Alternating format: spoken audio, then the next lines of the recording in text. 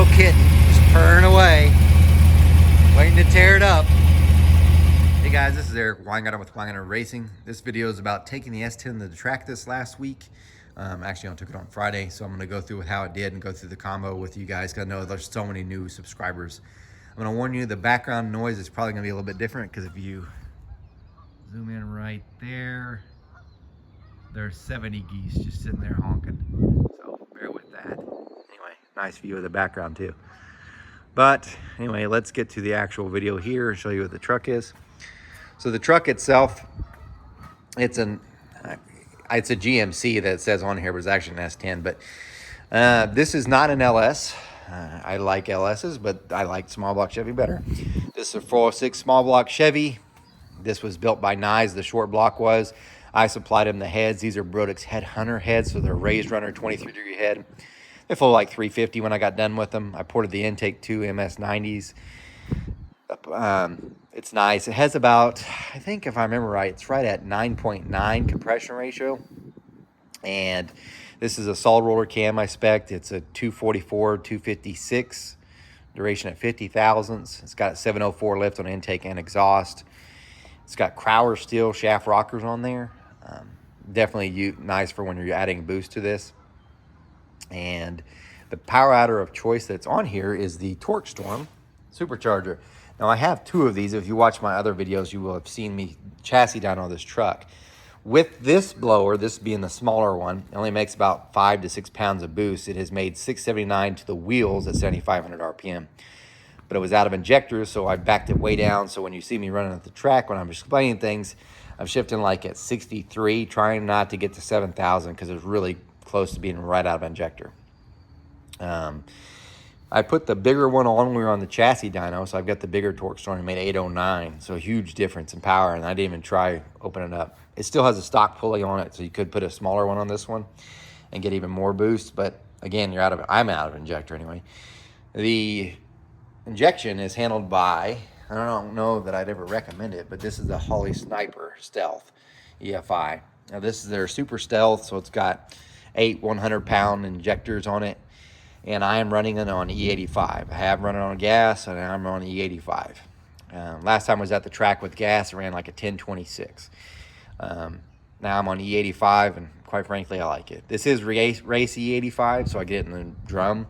And some of you get paranoid by that, but I'm going to go ahead and tell you the race E85, it's not that expensive. I mean, yes, everything's relative, but it's not that bad. I think I paid like $260 for a 55-gallon drum or something. To me, that's cheap compared to the race gas for that turd. That one pail, 5-gallon of that 116 is $177. So anyway, that's this. The transmission itself is a Turbo 400 from FTI. It's got a trans brake in it. It's full manual valve body and reverse shifts, which is weird because I'm so used to cars with the Power Glide. So having the Turbo 400 that shifts the opposite way messes with me. The truck itself weighs 3240 or 3260 with me in it. It's got the interior, it's got the nice door panels. There's sound deadening insulation just about everywhere, which you can kind of see back there. Now it's of course getting windy as I'm trying to record. But it's not a lightweight truck as some of them. Now, there are some S10s that weigh dramatically less, but I drive this on the street. So I don't drive it every day, but when the weather's nice, I take it out. I mean, I think I've got probably 1,500 miles on it this year alone, just driving. Out back, this is an extra fuel cell in case I run methanol and put the methanol both with carburetor on it, which I don't have anymore. And then that's the fuel cell that runs everything. The pumps are inside. This comes from Rhodes race cars. It's got 2 pumps in there. So I don't know how much it's rated for, like 1,400 horsepower with the E85. That's my trans cooler, in case you're wondering. It's got its own fan and stuff. But anyway, that's it. The rear end's a 4 9-inch. Quick Performance did that. 355 gear in the back. It's got cow tracks. Anyway, let's talk about how it ran.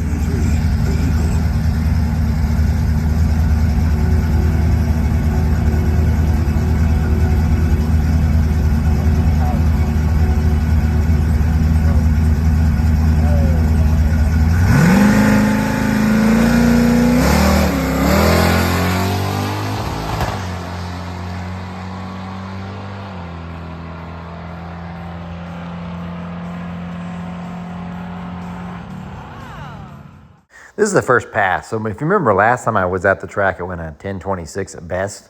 That was on gas, race gas, by the way. This time it went a 10:11. So on the E85 right away was better. It wasn't, the 60 foot sucked, and that's driver area, which I'll explain more in a minute. But the biggest thing I could tell you is I can't use my two-step, and I'm trying to do it with my foot, and quite frankly, I'm sucking at the start. So it's all on me. That's the reason why I was 158.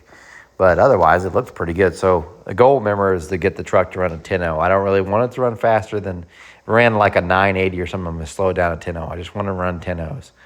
I want the ability to go faster, but really 10.0 is where I want it to be. I don't want to add more bars.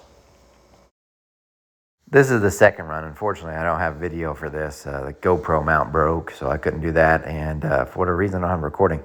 As you can tell, the 60 foot sucked. That's all on me. At the end of the video, I'll show you the Datalog so you can see why it was definitely all on me. And you probably heard that popping from the first run. That's getting on the rev limiter. So staying off the rev limiter helped it gain mile an hour. As you can tell, I went 110 in the eighth. Things were just doing a little bit better. Still 10.05, so pretty close to the 10.0. But anyway, definitely more potential than if I just get the 60 foot figured out. So here's the next thing I did, because this is the last run, so check this out. The man! So on the last run, my son showed up. He got done with swim practice, and he came straight to the track thereafter, and because he wanted to race the truck. And I said, man, you can't be getting in this thing if you've never even been down the track. But I'll tell you what, I'll let you ride with me, and we'll go for a ride along and see what you think. So, yeah, I strapped him in. As you can tell, we got Venom movie came out, so we're both, all my stuff, in case you don't know, I'm a huge Venom fan, but the fire suits, the Venom, it's got a little Venom on it. It's got an emblem on the back that's for Venom. It was done by one of my viewers, and I can't remember them. They did a great job in embroidery. The helmet was airbrushed, and it's Venom, and he's wearing it. Got the neck restraint on and everything, and I have got the anti-Venom helmet on. Obviously, I keep the visor up when I'm racing for that one.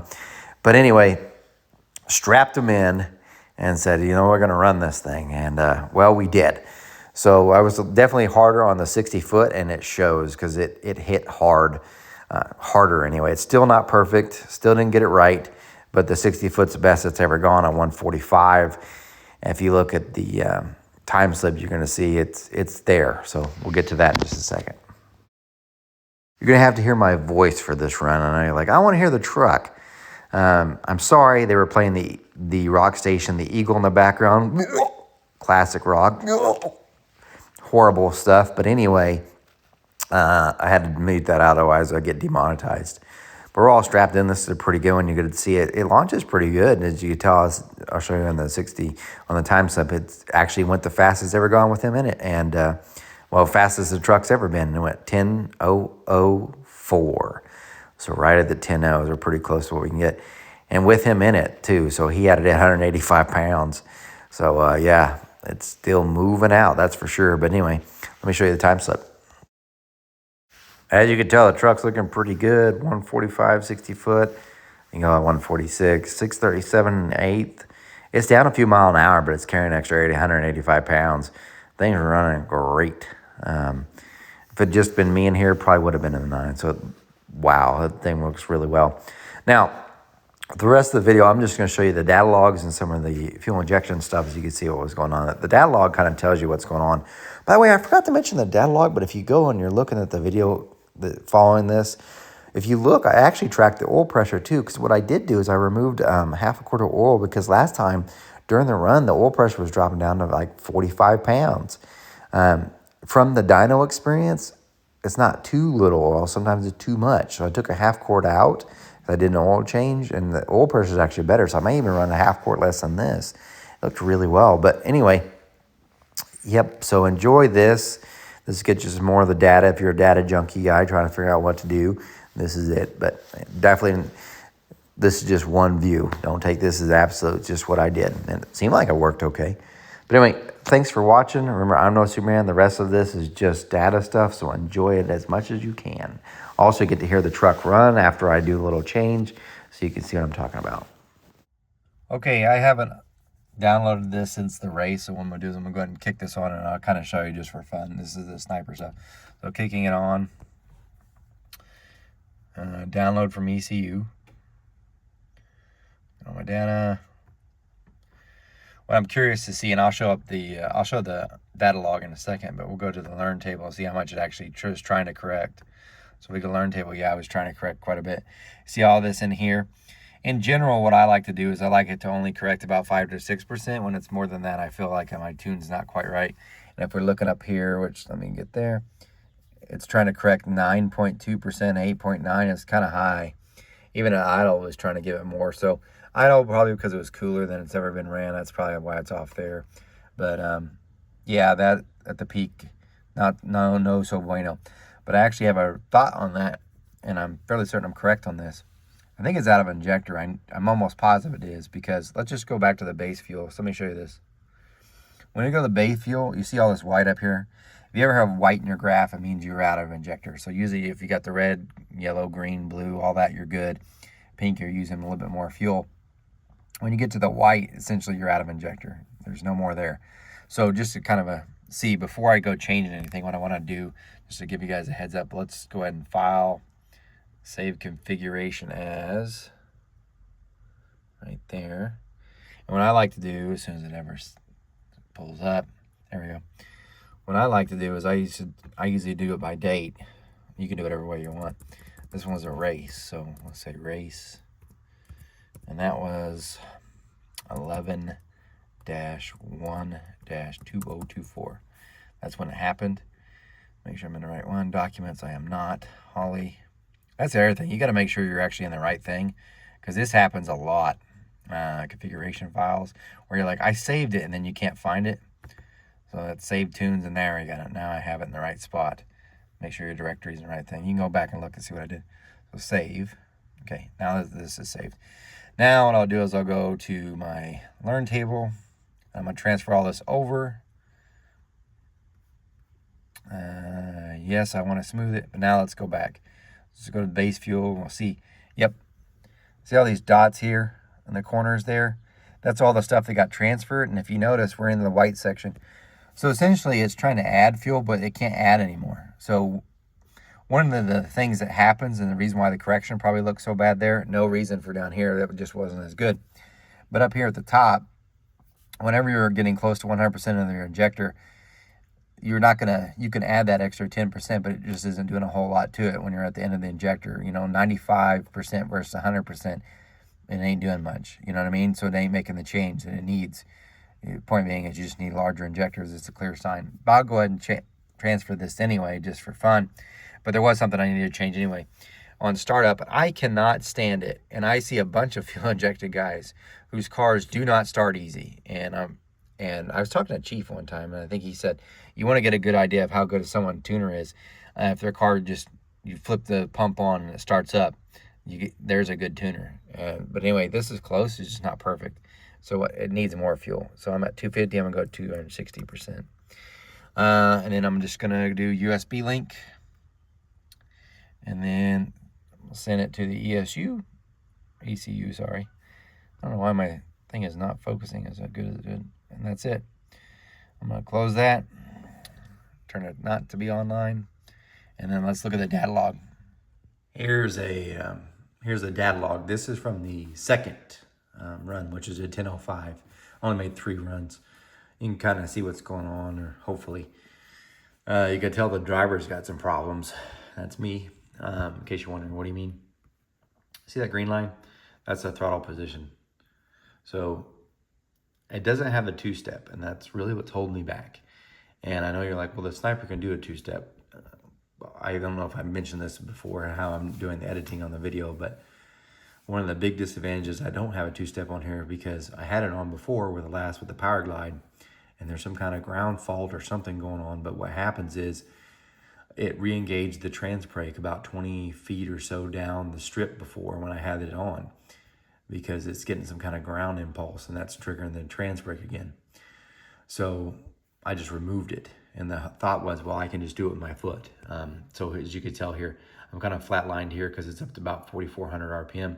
But as soon as I let off the button, it actually throws me back. You can see a little bit where the foot moves a little bit off the throttle, and then I'm trying to catch it back up. So it's not doing what it should be, and that's why this is. And that's kind of how it's going through the first gear. So it's not even, you could tell, this is the red line's the RPM of the engine. So during this entire time that it's going up through the RPM range, I'm not even wide open throttle. It's not really till slightly after the 1-2 shift, and then I'm full throttle. So there's a lot left in this truck, no doubt about it, just from the driver's standpoint. So typically, whenever you have a two-step, you could just floor it, and it would have stayed probably right around 4,400 RPMs. You'd let off, there'd be a little dip in the RPM, not like this, which is really hard to see, but you can see a dip there and then start coming. You would have saw it probably a little dip and then carry. So even then, it also would have had more power because you'd been wide open throttle. Point being is I totally botched it. But anyway, even at that, it's a 1005 at 138 or 9. So pretty good. So just going through some of this, I'm just going to click some random spot on here. We'll start here kind of at the beginning. These kind of give you some ideas or references. So as I'm going through here, we'll just go to right about here. Let's see. So we're right in the middle of the one in the first gear, and we've got boost here. So it's not making a lot of boost, only 3.5 pounds. So very little. The target air fuel ratio is 12.0. We're at 11.0. See, a little bit off there. Need to work on that, get the tuning a little bit better, because we're not really maxed out the injector yet. We're 509 pounds, which is a lot, but if we look at the duty cycle, we're 66. We still had plenty. Manifold air temperature is looking good. Everything's looking good, and we got 28 degrees of timing. But let's go all the way through the first gear. We'll just get all the way to the peak here, right there. And we look at peak, 6.3 pounds of boost. We're at 90%, 91% of the injector, so we're about out. And between the target and the actual 11.8 to 11.9, we're pretty close. Cooling temperature is still kind of up there. Manifold air temperature is starting to build, and we're now at 26 degrees of timing because I have it where it, as the manifold air temperature gets hotter, it starts taking out more timing. You can see an issue right here though, 11.7 pound volts. That's pissing me off, and I'll explain it. I hope that's belt slippage, but let me explain. Let's keep going through. I'll come back to that, but we keep going through. The boost line, by the way, is here at the bottom. So if you look, this right here is 6.4 pounds. So through the entire run, I'll just click out of here the way so you can see it better. It stays the same. 6 pounds of boost, that's all she's got. The pink line here is the actual air fuel ratio. The blue line right there is the target, and it's tracking okay. Like I said, it does need a little bit more, but it's not horrible. Let's see where we're at here. Just see where we are. By the way, I even backed it down because it could go faster too if I rev it up higher on the chassis dyno. Made peak power at 7,500 RPM. I'm shifting right here at 65, 80, just to hopefully have enough injector. I had the rev limiter set at 7,000, but it's kicking in at 68. So a big thing what can happen is you'll slow yourself down doing that. But anyway, at the end of the run here, just track all the way over here. And we'll keep going there. We finish at 6,300, and we're 91% of the injector. So like I said, we're just about out. The air fuel ratios are tracking okay, but this says closed loop compensation 0%, which is great. But then if you could scroll back, it still says 0, -1. So that doesn't show that far off. That learn table is probably what's doing it. The learn table is given the fuel to make up for that. I don't know why it does that, because the learn table said it's trying to give way more. This looks a lot closer than what it was. Okay though, whatever. Still, it needs more injector, there's no doubt. Because there's a couple things too. Let's see. By the way, peak timing when I was all in, so at 6,300. At the end, it's 24.3 pounds, or degrees of timing. But look at the fuel pressure, 63. So I have it set at 45 at idle. So it's, I don't know, some odd reason it's cranking it up for sure. 63 is a lot, because it should be, add 7 pounds of boost to the 45. It should be 52 pounds. I'm 11 over that. So I think the sensor's bad, or just not calibrated correctly, because it should not be that. That's way too high. Now back to the battery voltage. Don't ask me why. So here we are idling. 13.6, 13.5. Everything's fine. It's the minute, and this pisses me off so much, the minute I go to get on it, so we're looking good. We're only 1,800 RPM, right? Right as soon as I go start an acceleration, the volts drop. 12.3, and then it just So 41, we're still kind of good. It's dropping though, it's not in the 13s. So it's going right to battery. And I got the alternator, this should not be happening. So, god dang, it just ticks me off. So great before, and then if we go after the run, we're back to 13.3. So I don't know what's going on with that alternator, but that's something else I need to look at during the off season. Either the belt's slipping or the alternator's doing some funky inside, because as soon as you're on a run, it's all on the battery. And it shouldn't be that way. But anyway, that's pretty much the rundown of it. I mean, it doesn't look bad. There's just a lot of, you can tell there's a lot of room for improvement. So it really isn't a 9-second truck. There's no doubt about it. But anyway, this is the 10:05 run. I'm curious to see if those changes I made helped with the starting. So I turn on one fuel pump, it has two, but I only keep one on just to drive around. And turn on all my stuff. Computer. I let it click. There we go. I slightly open it because it's throttle body, and it should hopefully bust off nice. Yep.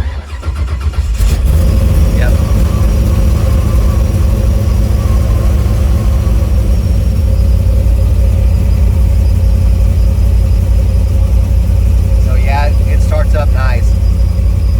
I should point out too, and I got this closed, I don't know how well you can hear me. It probably sounds louder than what it is, but this is with the mufflers on. What I have it is on the switch down here, I can turn it on to the open exhaust, which is what you see at the track, because that would be horrible to drive around that loud. That's not pleasant to people. So I think I actually got the start up right. Let's hear. Here's what it sounds like from the outside, by the way, with the mufflers on.